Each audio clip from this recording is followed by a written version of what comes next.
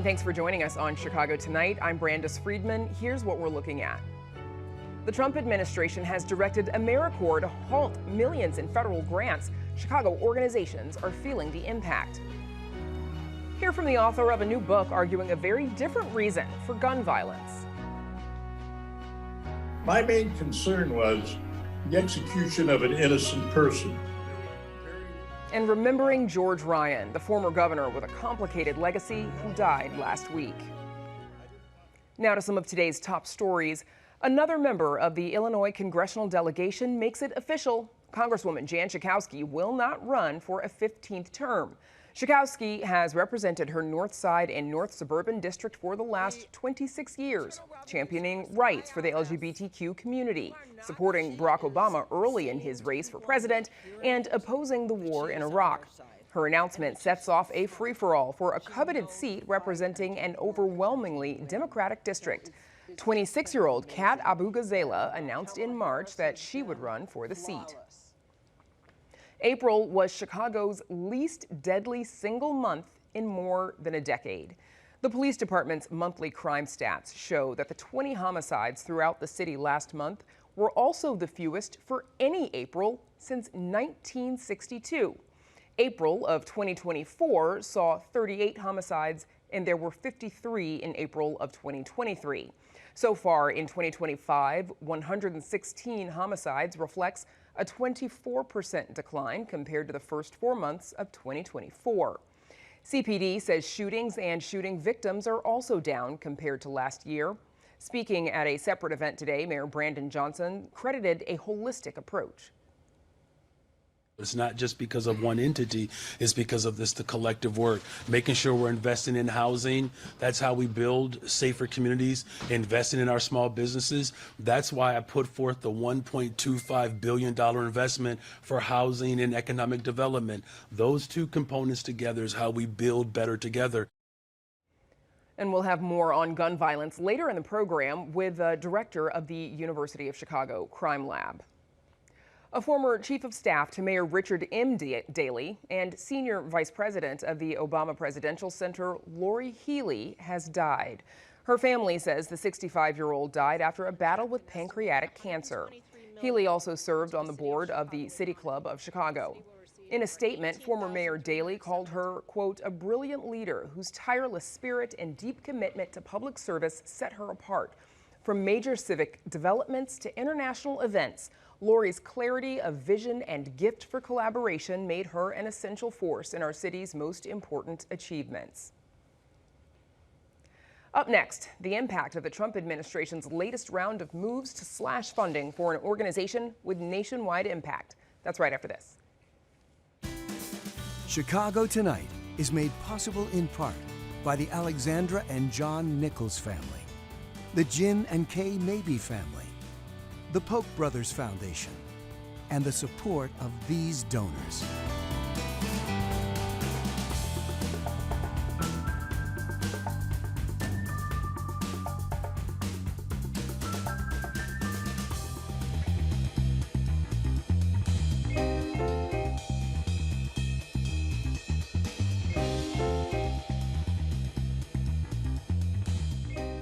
The federal agency tasked with dispatching more than 200,000 workers to serve at local organizations across the country is the latest to face cuts under the Trump administration.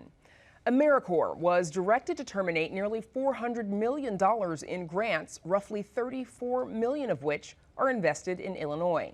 Local organizations are speaking out, saying the decision will have serious consequences for volunteers and communities. Joining us now are Patricia Rivera, the founder of Chicago Hopes for Kids, which supports students and families experiencing homelessness. Mark Mulrow, the president of A Safe Haven, a group that offers comprehensive approaches to addressing homelessness. And via Zoom, Mark Payne, the executive director of Public Allies Chicago, which helps underrepresented emerging leaders with pathways to education and careers. Thanks to all of you for joining us. Mark Mulrow, starting with you first, please. How do organizations like yours use the AmeriCorps program to support your work? So the AmeriCorps program is very important to our work as it provides us with services from professionals who are dedicating up to a year of their time, sometimes 2 years at times, to help build capacity for not-for-profit foundations.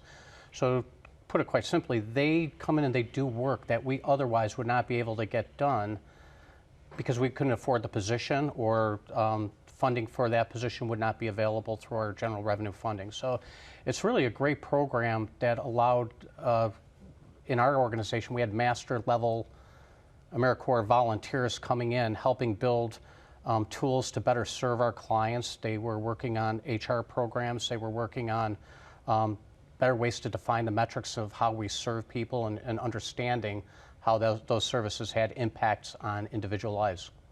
You've said that this will have a domino effect in communities. How so? Well, they're just taking a look, and they're just taking a slash and burn attitude towards a position that saying, well, we're paying for this resource to this agency. Well, the agency is a not-for-profit foundation that brings homeless services, treatment, housing, and job training to individuals. These individuals were working on key programs that'll build our capacity to do that better, to provide better services, to have a better service delivery system overall, and it allows us to explore projects that we otherwise could not do. What other benefits are there to organizations that bring on AmeriCorps workers when it comes to budgeting resources?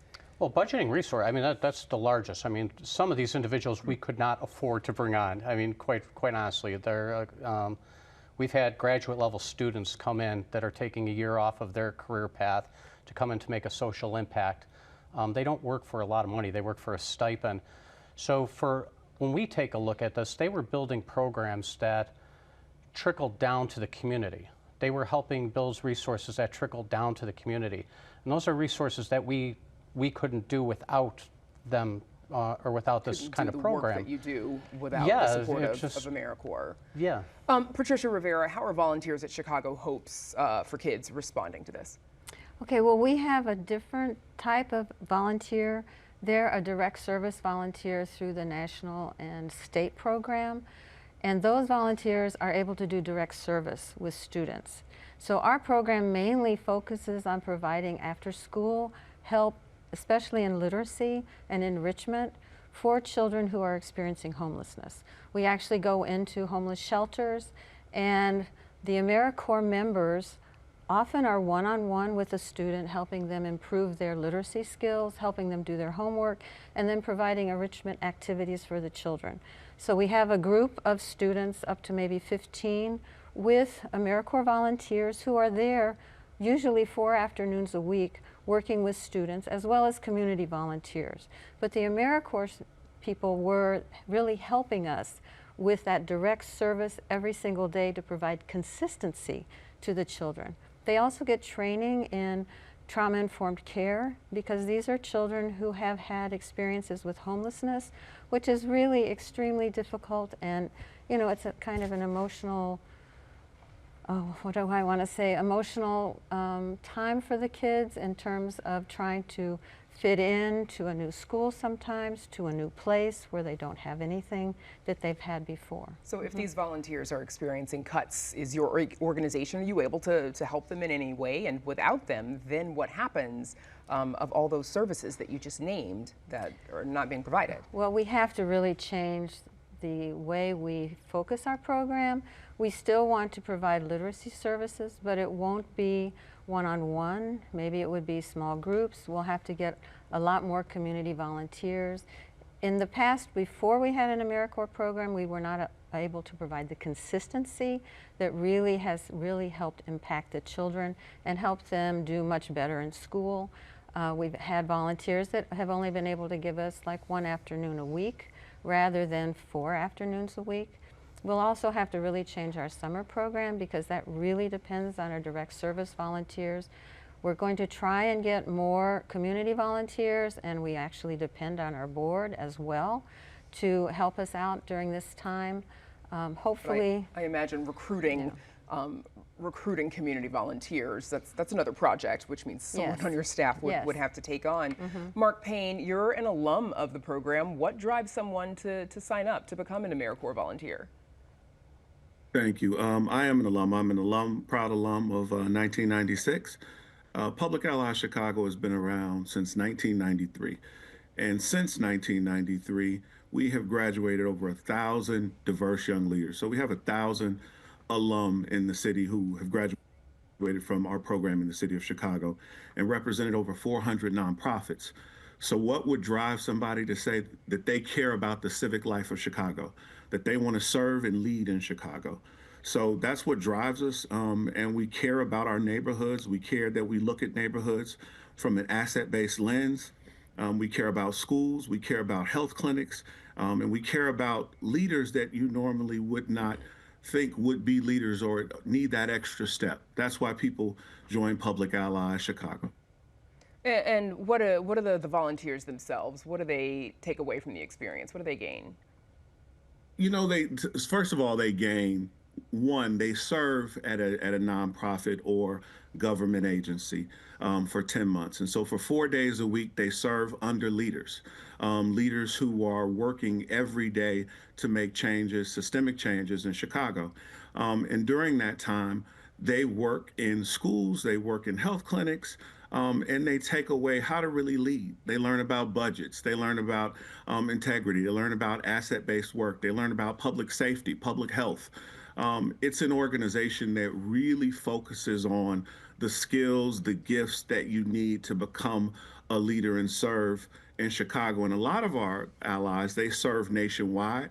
We have 10,000 nationwide. Our CEO, Janice Terrell, is doing an amazing job of continuing, also an alum, of continuing this program and making sure that it's strong. And it was originally founded by Michelle Obama. Well, and so I want to ask another question, because we've seen a lot of lawsuits challenging the Trump administration's executive orders.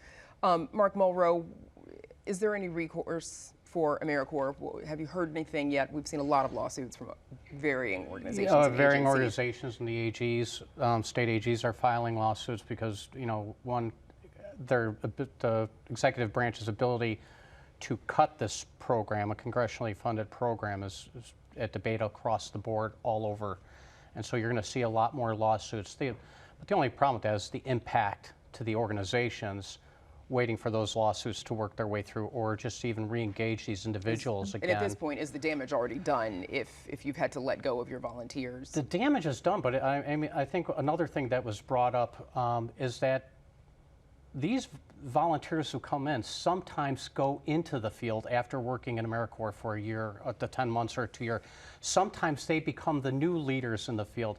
And that whole aspect gets totally lost when you do something like this, because now the individuals who would consider doing it may not think it's a viable program or be able to rely on it. Patricia, we've got about 20 seconds left. What's next for you all as you navigate this? Well, we are really concerned about the children. So what we want to do is get our community volunteers together and see what we can do to continue with the programming. We're also going to support anything that can be done on a state or national level to try and bring the funding back. Okay, that's where we'll have to leave it. We're out of time, gang. Mark Mulrow, Patricia Rivera, and Mark Payne. Thanks to all of you for joining us. Thank you. Appreciate it. Best of luck to you. Thank you. Up next, a new framework for tackling gun violence.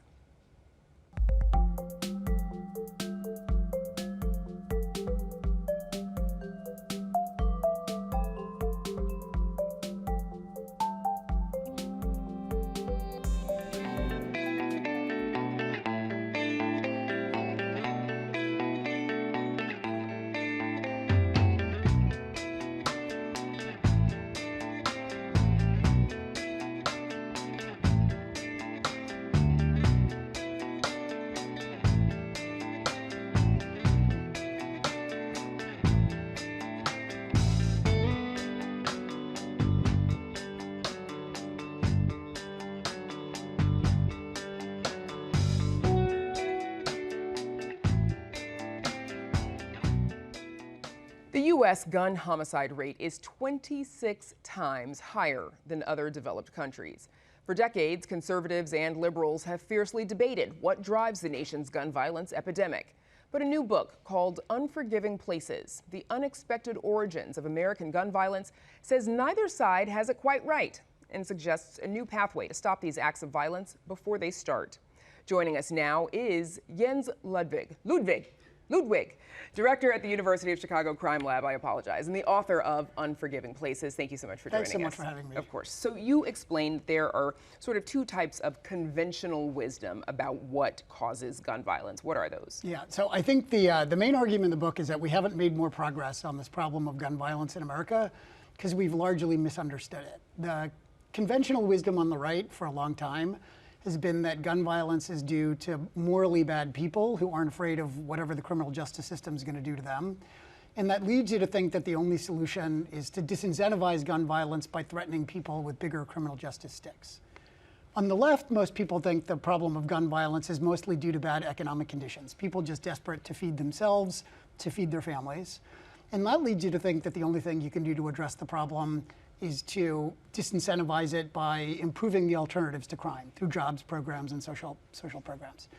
And the thing that the left and the right, even though they disagree on so many different things, the thing that the left and the right implicitly agree on here is that before anybody pulls a trigger, they're thinking carefully about the pros and cons, the consequences of what's going to happen before they do it.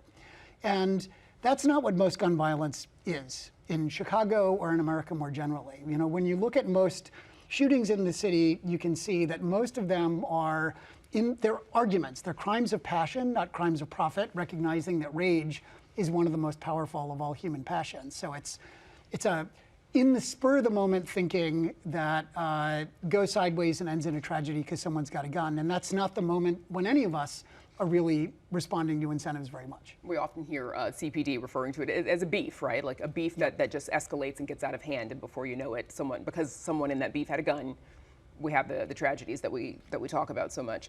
CDC data shows that there was a 44% increase in firearm-related homicides nationally between March 2020 and October 2021. Why did we see those heightened numbers during the pandemic? Yeah, I think what we saw during the pandemic, I think, is very consistent with this idea that most gun violence is arguments not economically motivated, premeditated. You know, if you think about what we all saw over the course of the COVID pandemic, there were a bunch of things that made very clear that the pandemic put everybody on edge. You know, you remember before the pandemic, we were not in a world in which videos of people punching each other out on planes was a regular thing, right? Motor vehicle accidents have skyrocketed during the pandemic as well. And I think the rise in shootings was very much of that pattern as well. The book addresses the ripple effect that gun violence can have on different cities. What's the impact of gun violence on cities' populations? Yeah, I've really come to think of gun violence as the problem that sits upstream of every other challenge that cities like Chicago face. So my University of Chicago colleague Steve Levitt wrote a paper many years ago that showed that every murder that happens in a city reduces the city's population on net by 70 people. So that's fewer people moving in and more people moving out. You know, I don't know how many people know this, but the city of Chicago has lost fully 1 million people since 1950. That's a lot of people. Now, gun violence is not the only thing that's causing people to leave the city, but is one of the really important drivers. And when a city loses 1 million people, that makes everything else that the city's trying to do so much harder, right? It makes it harder to pay for better schools, for better mental health services, for economic development programs all across the South and West sides. And so I think I've really come to think that solving the gun violence problem is just so important for making it possible to solve all of these other city challenges. You also argued that the term crime is unhelpful. What's wrong with that word? Yeah, I think crime to me is as unhelpfully broad as the word disease. You know, if you think about how big of a problem is disease or what should we do to solve disease, it depends on whether we're talking about pneumonia versus cancer versus COVID versus something else, right? And I think similarly, you know, crime captures everything from jaywalking and shoplifting to murder. And I think the term just leads us to be very confused about what the problem is that we're talking about and what the solution is that we should be thinking about, because they're very different across different types of crimes. And you write that, of course, because of that spectrum, right? While shoplifting and some of these quality of life crimes aren't great, they are bad. Murder is a completely different sort of level of devastation. Yeah, and the thing that, you know, that the public cares most about. From the public's perspective, gun violence is the crime problem. This is something that you can see very clearly in the data over and over again. You also propose solutions. What are some of those? Yeah, I think the way that I've come to think about, so for 100 years we've thought about the problem as being all about changing incentives, right? And I just think we need a very different approach. And the way that I came to start thinking very differently about solutions was I was in the juvenile detention center on the west side of Chicago many years ago talking to a staff leader there who said he always tells the kids in there, if I could give you back 10 minutes of your lives, none of you would be here. I think that's a very, very profound kind of reframing about the nature of the problem that we're trying to solve. And so I think there are two sorts of things that we can do to solve the problem. One is we've learned a lot over the last several years about what sorts of social programs can change what kids bring with them into these really difficult 10-minute windows and very unforgiving neighborhood environments, right? To help them better navigate these hard situations. And the other thing that we can do is we can make the situations that so many kids in cities like Chicago face much more forgiving. You know, part of that is what we think of as normally as part of the criminal justice system's response to gun violence, like police and community violence interventionists, but also things that you wouldn't even think of as being related to gun violence at all. So things like zoning stores in neighborhoods, cleaning up abandoned lots and turning them into pocket parks. All of those sorts of urban design things create more of what urban planners call eyes on the street that turn out to be remarkably helpful and remarkably important in getting other adults around to interrupt young people when they're in these 10-minute windows that can sometimes escalate in an tragedy. And you say that like each of those steps, while one of them might reduce crime by 20% and another by 30%, may not sound like a lot, but before you know it, you've added up a palette of potential solutions. Yeah, exactly. I think one of the key things that I've come to realize about this problem is like we are never going to have like the polio vaccine for gun violence. There's never going to be one single thing that you push that button and the violence goes away. I think progress is going to be like the way we made progress on reducing motor vehicle deaths. I think it's going to be doing a bunch of things that each address the problem by 10, 20, 30%, and you add that up and you're talking about transformative change. We've got 30 seconds left because one of the things that you mentioned is you explained that, you know, addressing the proliferation of guns in this country is highly unlikely. Yeah. Say more. I think, you know, we have 400 million guns in a country of 330 million people. Those guns aren't going anywhere soon. I think the key point of the book is optimistic. Gun violence is guns plus violence. If the gun situation in America isn't changing anytime soon, the good news is that we have another path to make real progress on this, which is to reduce the willingness of people to use guns to hurt one another in a world that we're just saturated with guns. And you also say it costs next to nothing, a lot less if you can implement some of these, and obviously worth the return on investment for whatever it is. All right, Jens Ludwig, thank you so much for joining us. Thanks so much for having me on. Again, the book is called Unforgiving Places. Up next, remembering former Governor George Ryan, but first a look at the weather.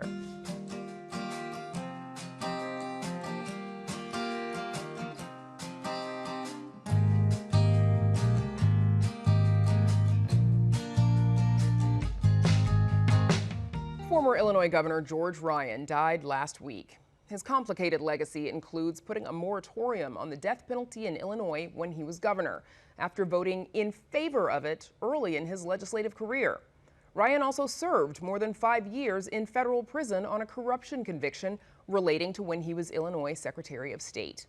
In 2020, Ryan appeared on Chicago Tonight to discuss his book on the death penalty. Here he talks about why he commuted the sentences of everyone on Illinois' death row.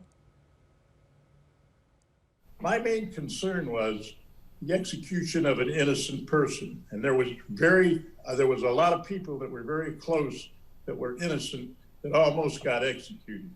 I didn't want to leave office saying that, seeing in the paper the next day that some fellow had been executed, that he was innocent, found innocent, but it was too late for him. So I said, the only thing that I can really do is commute all 167 of these people to prison for life. So nobody got out of prison. Everybody was committed to life in prison without parole. And I thought, I still think that I did the right thing, and I would continue to, I'd do it again if I had to. Governor Ryan, how do you want to be remembered ultimately? I mean, you were nominated for the Nobel Prize for your moratorium and the commutation of sentences. Is this your legacy? That, and if you look at Illinois, I mean, they did adopt criminal justice reforms after you were gone, and then the death penalty is abolished in 2011. Do you feel vindicated by all that? Well, I don't know about that. I'll leave that up to the historian what my legacy is. But I know that the commutations were a thing that I had to really think about hard. And but I'm really not. I'm interested about my book. It took me a long time to write it and to think about it. And I'm only hope. There's still 28 states that have the death penalty, plus the United States. And I think there were a couple of fellows executed either today or yesterday in the federal prison over in Terre Haute. We got to do away with the death penalty. It's not a deterrent in any fashion, and it's just kind of barbaric.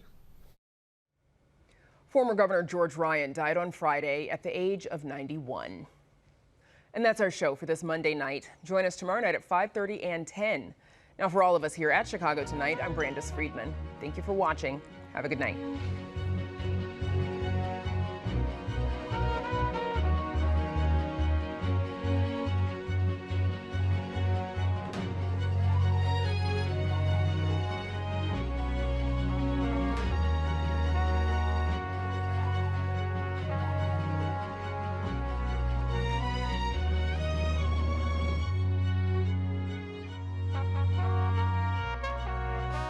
Closed captioning is made possible by Robert A. Clifford and Clifford Law Offices, a Chicago personal injury and wrongful death firm that supports educational initiatives in the legal profession.